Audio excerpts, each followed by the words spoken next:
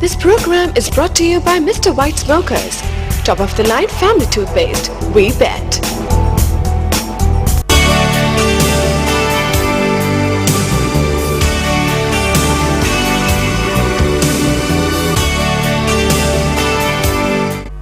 Welcome back viewers. Before the break हम लोग बात कर रहे थे टेक्सटाइल सेक्टर के कॉस्ट स्ट्रक्चर पे।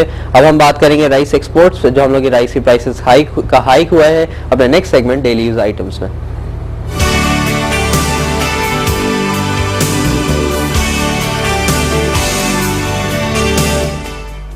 और डेली यूज आइटम्स के हवाले से बात करें फर्क, we have seen since December 2006 the prices have almost increase by 100%। और जहां पर राइस बासमती आपको मिल रही थी around 20 rupees per KG, it's now selling at around 40 to 45 rupees per KG.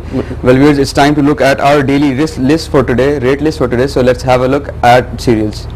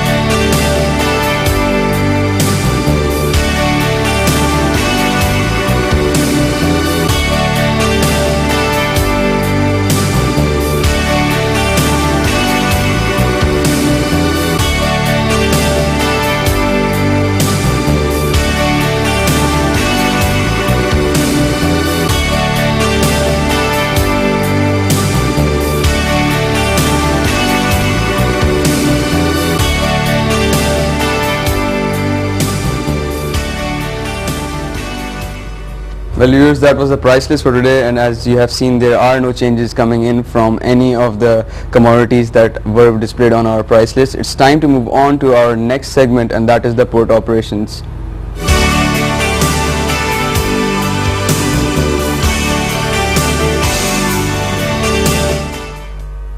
We'll start off the port operations segment by looking at the Karachi port volumes for today.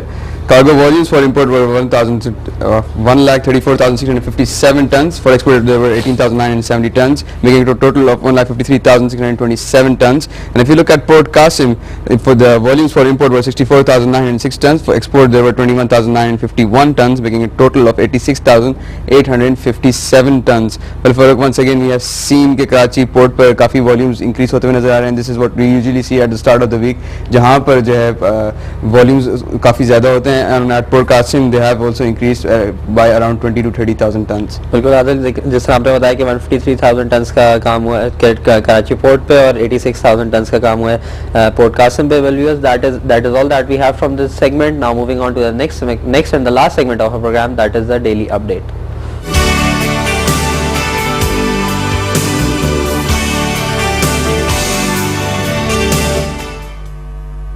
Well viewers, daily update हमारे पास आज जो report है उसके अंदर short analysis हुआ हुआ है पाकिस्तान की इकोनॉमी का, जिसके अंदर स्ट्रेंथ्स, वीकनेसेस और अपॉर्चुनिटीज और थ्रेट्स देखे गए हैं हमारी इकोनॉमी के। जिसके अंदर अगर स्ट्रेंथ्स की बात करें तो हमने लास्ट 4 to 5 ईयर्स में एक इकोनॉमिक बूम देखा है पाकिस्तान में, जिसके अंदर हमारी जीडीपी जो है ग्रोथ वो 8.4% तक भी चली गई थी। और करंट फिस्कल ईयर में अगर जो अभी बजट आया है और उससे पहले इकोनॉमिक सर्वे आया था, उसके अंदर जो फिगर्स कोट किए गए हैं उसके अंदर 7% हमारी economic growth and it is expected to be around 7.02% by the end of the fiscal year. और दूसरी बात अगर बात करें फर्क, the rise in per capita income has been quite significant as well. It was $503 in 2002 and it increased to $925 in 2006-2007 currently. And if you look at the robust consumer spending which has spurred the banking sector as well, and substantial increase in private sector credit. Well फर्क अगर हम लोग उसकी भी हवाले से ही बात करें, balance between fiscal deficit and growth, वहाँ पर भी we have seen a positive impact coming. Adil, हमने जिस तरह हम लोग अपना बजट का आउटले को बढ़ता हुआ देख रहे हैं, तो हम लोग देख रहे हैं कि हम लोग का जो बजट डेफिसिट है वो इस वक्त कंट्रोल में 4% पे वो रखा हुआ है गवर्नमेंट ने। फॉर द लास्ट 2 ईयर्स हमने देखा 4.2% था और इस साल 4% हो गया था on the back of the हम लोग अर्थक्वेक आया था उसकी वजह से 4% पे चला गया, वरना अगर अर्थक्वेक के रिलीफ को निकाल दें व्यूअर्स तो उसके अंदर हमने देखा कि 3.7% था हमारा जीडीपी जो हमारा फिस्कल डेफिसिट था।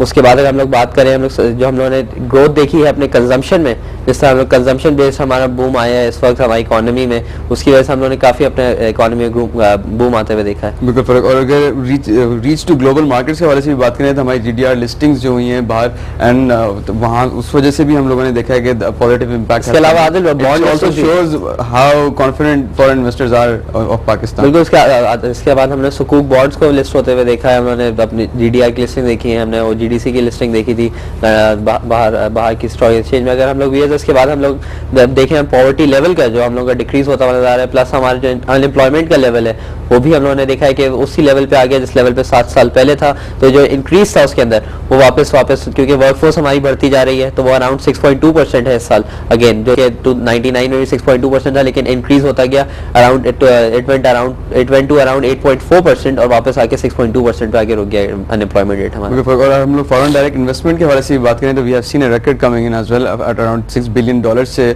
भी मार्क अभी क्रॉस हो गया हुआ है। एक्सपेक्टेड ये कि $6.5 बिलियन तक चली जाएगी हमारी ये फॉरेन डायरेक्ट इन्वेस्टमेंट। इसके बाद हम लोग अपनी अगर वीकनेसेस की बात करें जो हमारी इकोनॉमी में इस वक्त कर्टेल का हमारी इकोनॉमी को कर्टेल कर रही है, उसके अंदर हम लोग देखें जो स्टैटिस्टिक्स प्रोवाइड की गई हैं ये उसकी क्रेडिबिलिटी पे अक्सर इकोनॉमिस्ट डाउट कर रहे हैं कि एक सही भी है कि सिर्फ फिगर्स का है, क्योंकि इकोनॉमिक वेलफेयर नज़र नहीं आती, क्योंकि बेसिक कॉन्सेप्ट इकोनॉमिस्ट का यही होता है कि इकोनॉमिक वेलफेयर आनी चाहिए।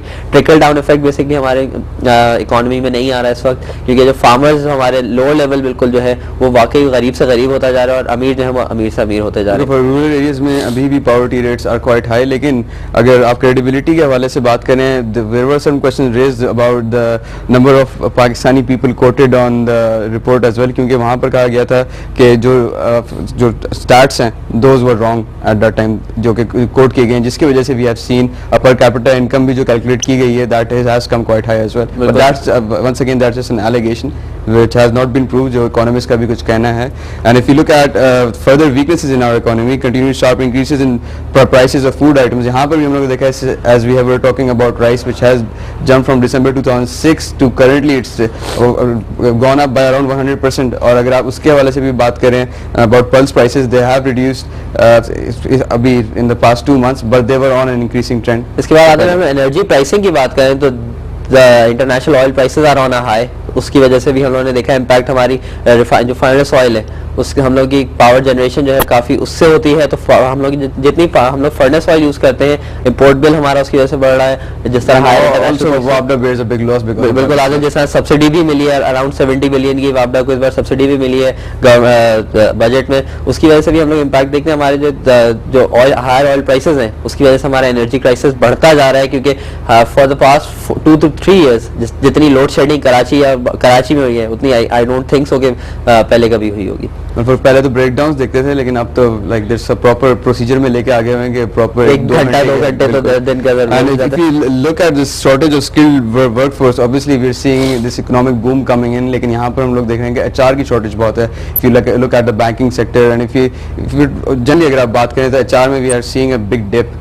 बिल्कुल आगे अगर उसके बाद हम लोग अपॉर्चुनिटीज़ की बात करें तो हमारे पास जिस तरह के इंडिया में हमने देखा है कि आईटी में बहुत बूम आया है, हमारी इकोनॉमी में यही कैपेसिटी है कि हम लोग वो आईटी का जो बूम है वो इंडिया की मार्केट से हम कंपेयर हम लोग अमूमन करते हैं अपनी मार्केट को, तो हम लोग देखते हैं कि अगर इंडिया की मार्केट में अगर आईटी सेक्टर इतना बूम ले सकता है तो हमारे पास जिस तरह कोई एक प्रॉपर हमारे पास कंपनी नहीं है KC 100 या कराची स्टॉक एक्सचेंज में जो लिस्टेड हो relating to the IT sector. और दूसरी जो अपॉर्चुनिटीज है in our economy and that is the telecom and media revolution we are well to aware of that के how we have seen so many channels coming up और that is why we are sitting here. बिल्कुल if you look at the lapsing of WTO multi fibre agreement, well वहां पर भी हम लोग देखा है there is an opportunity to exploit that as well and investment in education and health. इस budget में भी हम लोगों ने देखा there has been an increase in the funding for education का 24 बिलियन के अलॉट किए गए हैं एजुकेशन को। उसके बाद हम लोग थ्रेट्स बात करें तो हम लोग देखते हैं कि जो इश्यूज बलूचिस्तान और नॉर्दर्न एरियाज में चल रहे थे उसकी वजह से इम्पैक्ट हमारी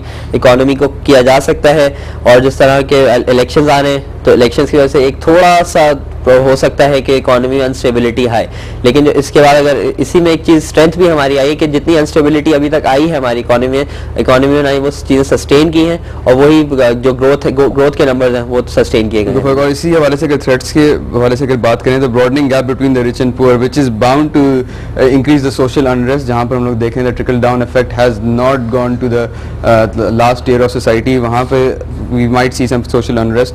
और उसके अलावा public discontent with policies which may threaten reform process and another threat that is persistent high global oil prices. Obviously oil prices affect almost every commodity और वहाँ से हम लोग देखते हैं कि इन्फ्लेशन के ऊपर काफ़ी नेगेटिव इम्पैक्ट आता है। We see consumer prices going up quite substantially, transportation cost आपके बढ़ जाते हैं।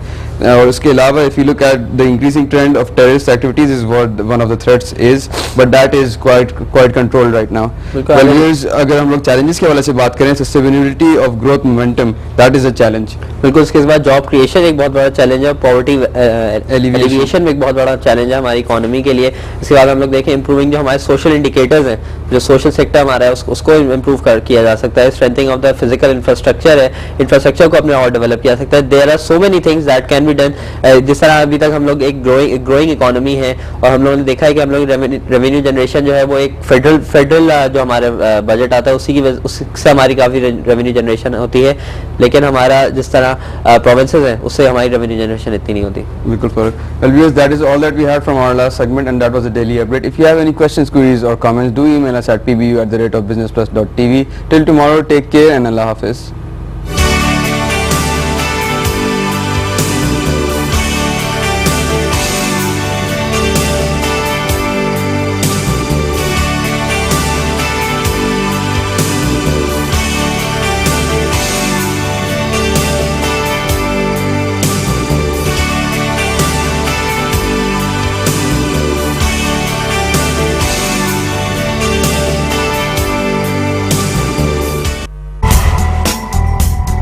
This program was brought to you by Mr. White Smokers, top of the line family toothpaste. We bet.